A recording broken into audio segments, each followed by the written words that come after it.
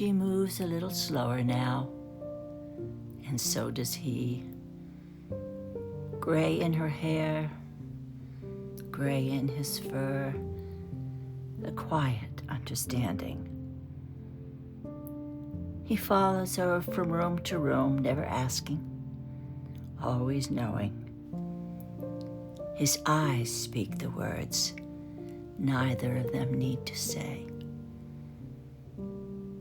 In the stillness of morning, in the hush of evening, his head rests against her hand, and she knows she is never alone.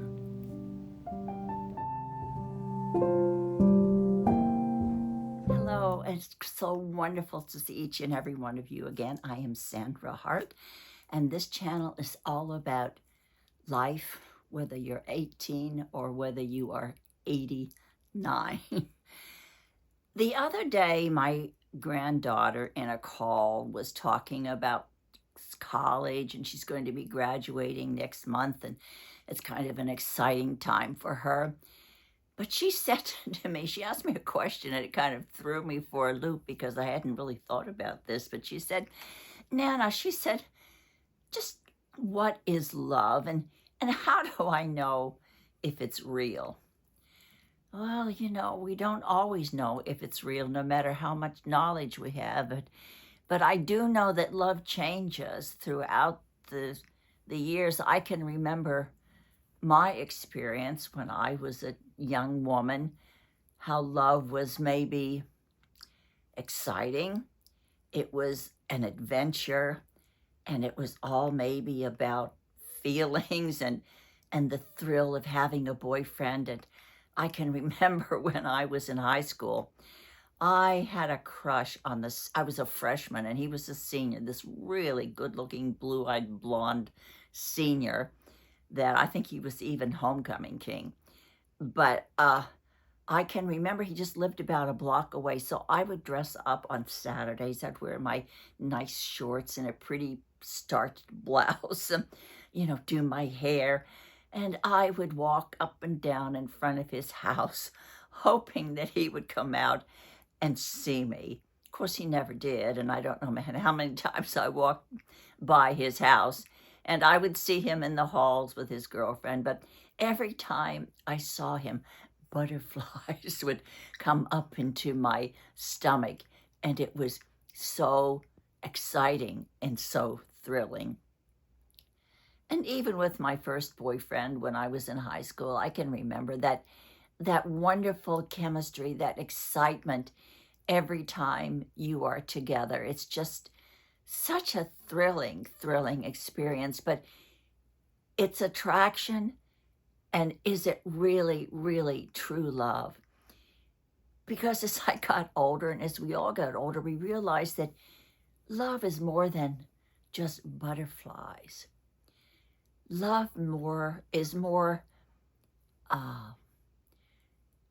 finding someone who not only excites you, but finding someone that you really can look and say, you know, I really want to build a future with that person. I can envision spending the rest of my life with him. I can envision building a family with him, or having just walking hand in hand and having the building blocks of something very, very special in your life.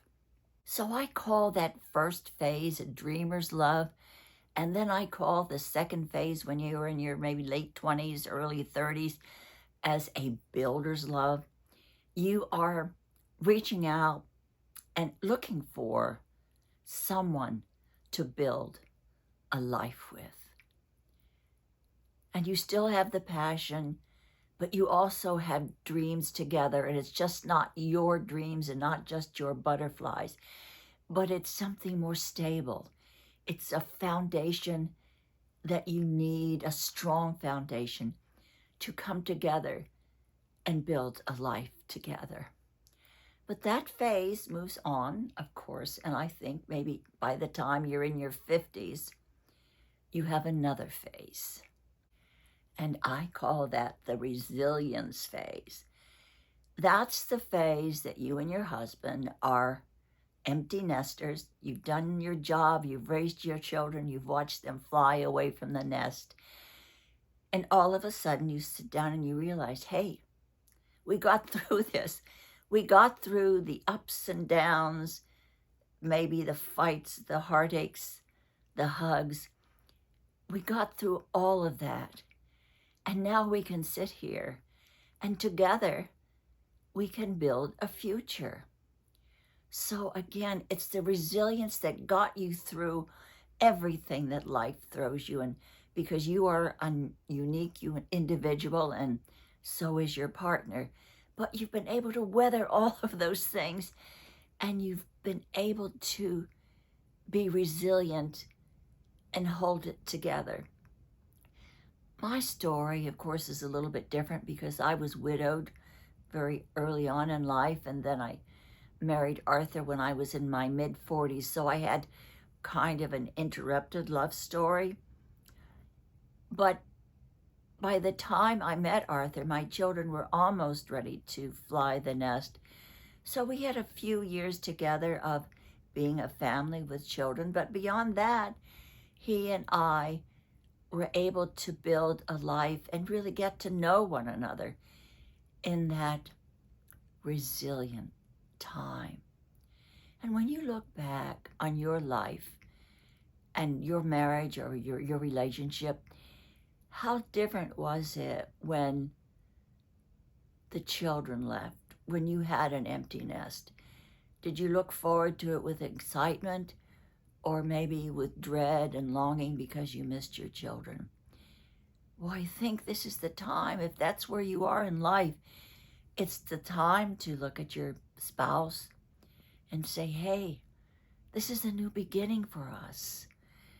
This is the time when it's you and I again.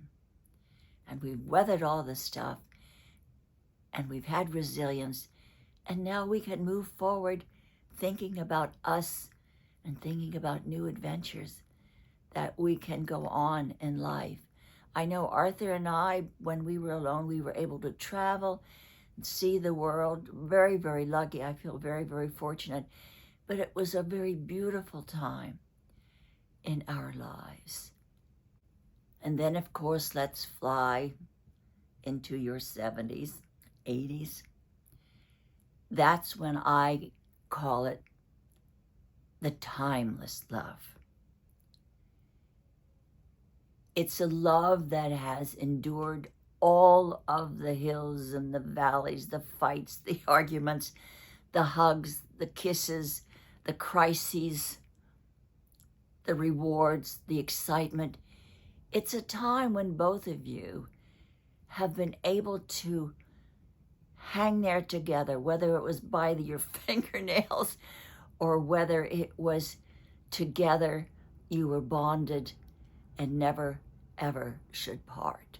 We all have different experiences. We all have different stories. But if we are able to get through all of these phases and wind up into this last phase of life, it is so, so beautiful.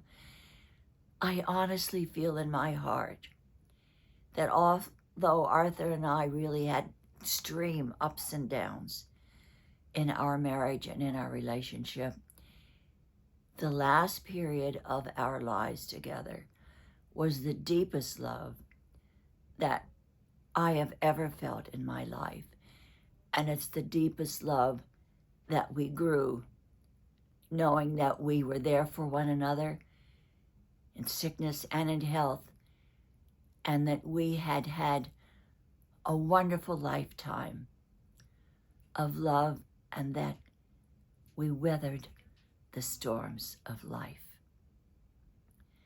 I would absolutely love to know about your experience in love and how you feel, whatever age you are now, how you feel about love and where you're going, and maybe how important it is to you in your life. And I really think that love is probably one of the most important factors and ingredients for happiness in our life. Whether it's love for a bird or a fish or a dog or cat, love for your children, for a spouse, or for your friends.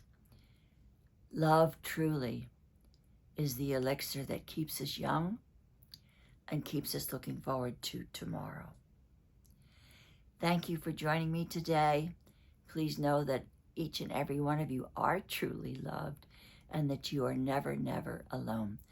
Thank you, and I hope that you will join me again, and I look forward to seeing you in my next conversation.